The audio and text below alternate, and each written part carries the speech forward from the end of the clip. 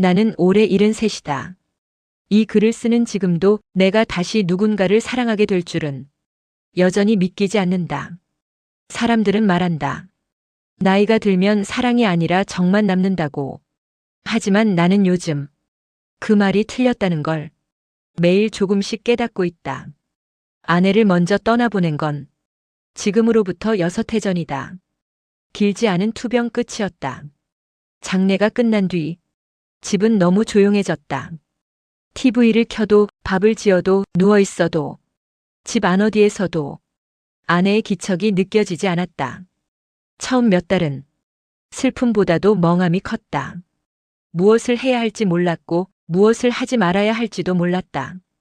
시간이 지나자 고요함은 외로움으로 바뀌었다. 외로움은 곧 살아있다는 감각을 흐리게 만들었다. 아이들은 각자 가정이 있었고 바쁜 삶을 살고 있었다.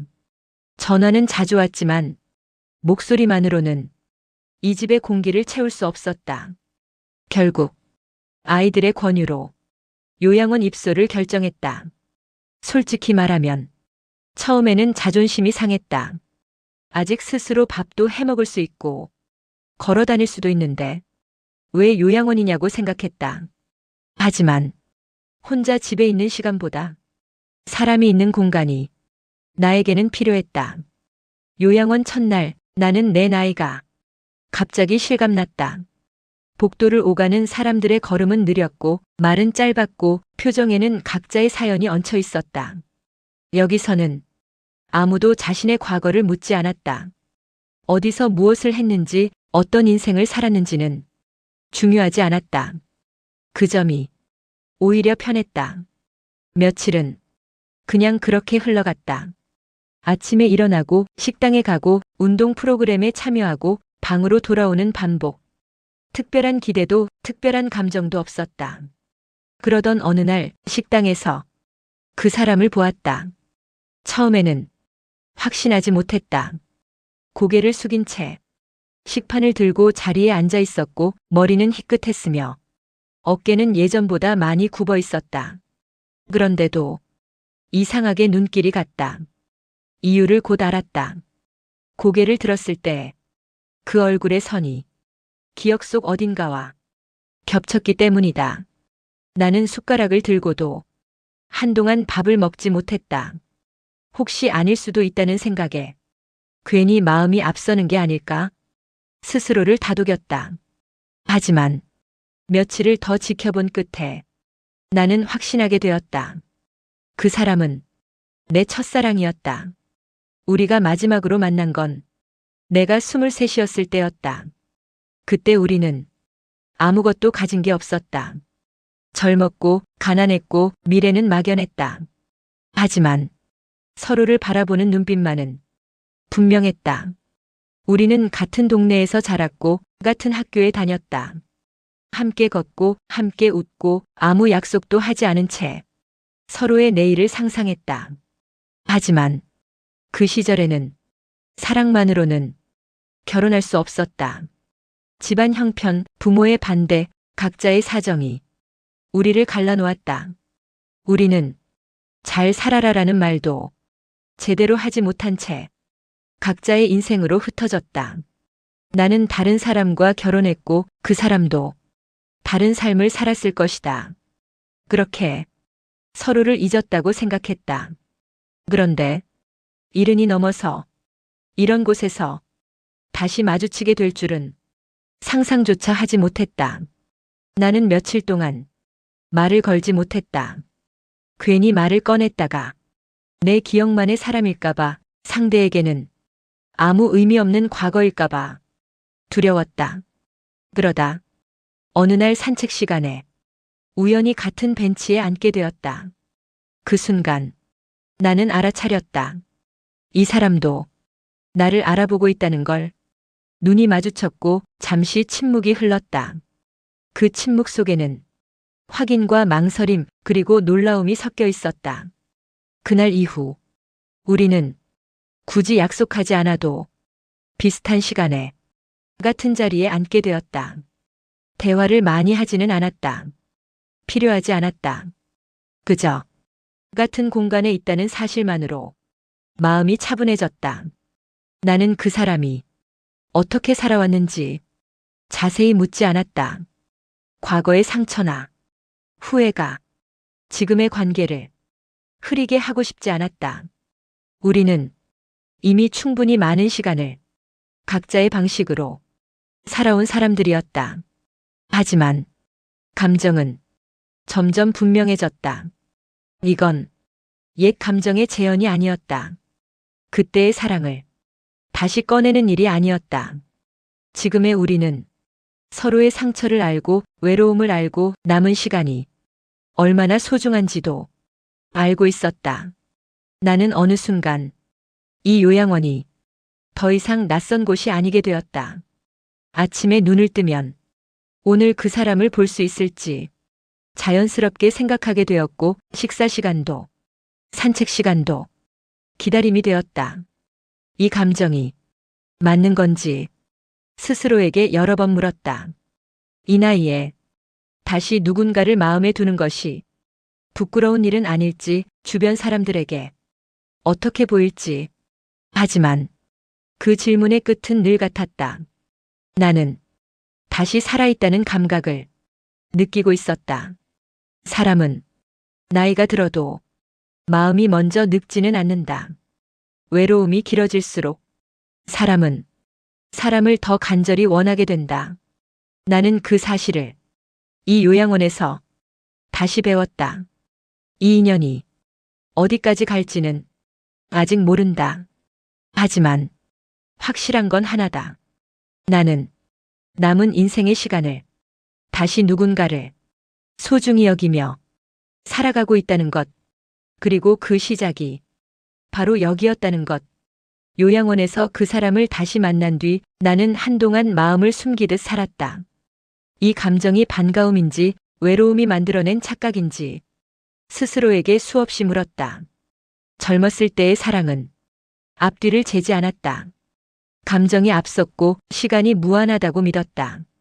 하지만 지금의 나는 달랐다.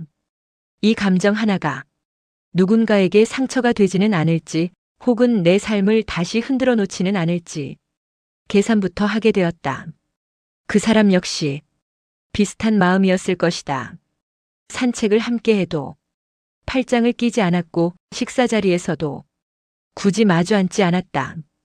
우리는 서로의 마음을 너무 잘 알았기 때문에 더 조심스러웠다. 이미 한 번 인생을 다 살아본 사람들이었고 한 번은 사랑을 놓쳐본 사람들이었기 때문이다. 어느 날 그 사람이 천천히 걷다. 잠시 숨을 고른 적이 있었다. 그 모습을 보며 나는 문득 생각했다. 이 사람에게 남은 시간이 얼마나 될까?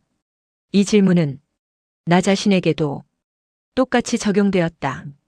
우리는 앞으로의 계획보다 지금의 하루가 더 중요한 나이가 되어 있었다. 요양원에서의 시간은 느리게 흘렀다. 하지만 감정은 그 속도에 맞춰 조용히 깊어졌다. 아침 인사를 나누고 같은 프로그램에 참여하고 같은 시간에 산책을 했다. 특별한 사건은 없었다. 다만 함께 있는 시간이 자연스러워졌을 뿐이다. 그러던 어느 날 그 사람이 갑자기 며칠간 보이지 않았다. 식당에도 정원에도 프로그램실에도 없었다. 나는 이유 없이 불안해졌다. 젊었을 때라면 전화를 걸었을 것이다. 하지만 지금은 그럴 수 없었다. 우리는 아직 아무 관계도 아니었기 때문이다. 나중에야 그 사람이 병원에 다녀왔다는 걸 알게 되었다.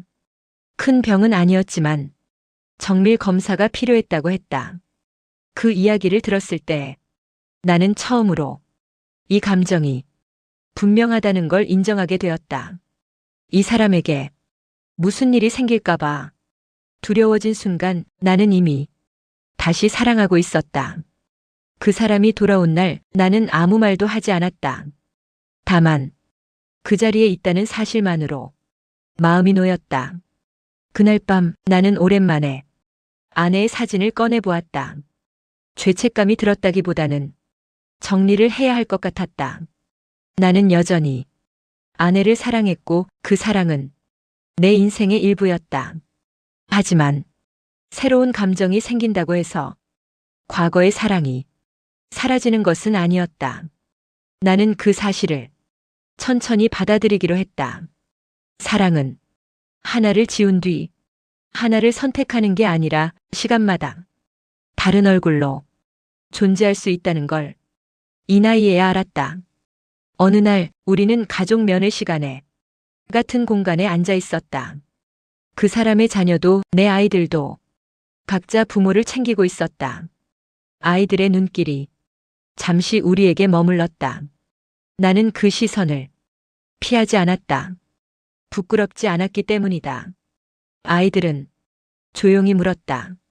요즘 표정이 좋아 보인다고. 나는 솔직하게 말했다. 누군가와 함께 시간을 보내고 있다고. 아이들은 잠시 놀란 듯 했지만 이내 고개를 끄덕였다. 아버지도 사람이니까요. 그 한마디가 큰 위로가 되었다. 그 이후로 우리는 더 숨기지 않았다. 손을 잡거나 기대는 일은 없었지만 함께 앉아 있는 것만으로도 주변 사람들은 우리의 관계를 알아챘다. 요양원 직원들도 아무 말하지 않았다. 오히려 우리에게 따뜻하게 대해주었다. 어느 날 나는 그 사람에게서 작은 변화를 느꼈다. 표정이 더 부드러워졌고 식사량도 늘었다. 사람은 마음이 안정되면 몸도 함께 살아난다. 그 모습을 보며 나는 확신했다. 이 인연은 잘못된 것이 아니라 지금의 우리에게 필요한 것이었다. 우리는 미래에 대해 크게 말하지 않았다. 함께 살자는 말도 언제까지 함께 하자는 약속도 하지 않았다. 그 대신 오늘 하루를 잘 보내는 데에 집중했다. 오늘 날씨가 어떤지, 식사는 어땠는지, 몸 상태는 괜찮은지. 그것이면 충분했다. 사람들은 종종 말한다. 사랑은 젊을 때 하는 거라고. 하지만 나는 이 나이에 와서야 사랑이 무엇인지 조금 알 것 같다. 사랑은 기대를 줄이는 것이고 상대를 바꾸려 하지 않는 것이며 함께 있는 시간을 당연하게 여기지 않는 것이다. 우리는 서로에게 짐이 되지 않기로 했다.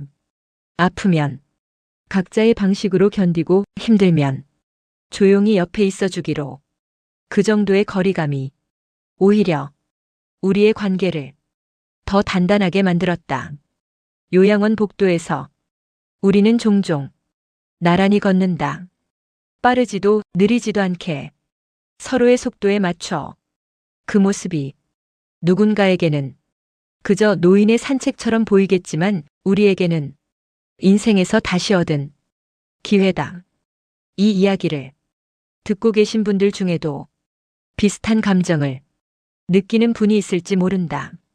나이가 들었다는 이유로 마음을 닫아버린 분들, 이미 늦었다고 스스로를 단정 지은 분들, 나는 감히 말하고 싶다. 사람의 마음은 나이를 세지 않는다. 사랑은 다시 시작해도 늦지 않고 조심스럽게 시작해도 충분히 아름답다. 우리는 젊을 때처럼 불타오르지는 않지만 그 대신 오래 따뜻하다. 요양원에서 다시 만난 첫사랑은 내 인생을 뒤집어 놓지 않았다. 그 대신 남은 시간을 조용히 밝혀주고 있다. 나는 오늘도 그 사람과 함께 하루를 보낸다. 그리고 그 하루가 고맙다.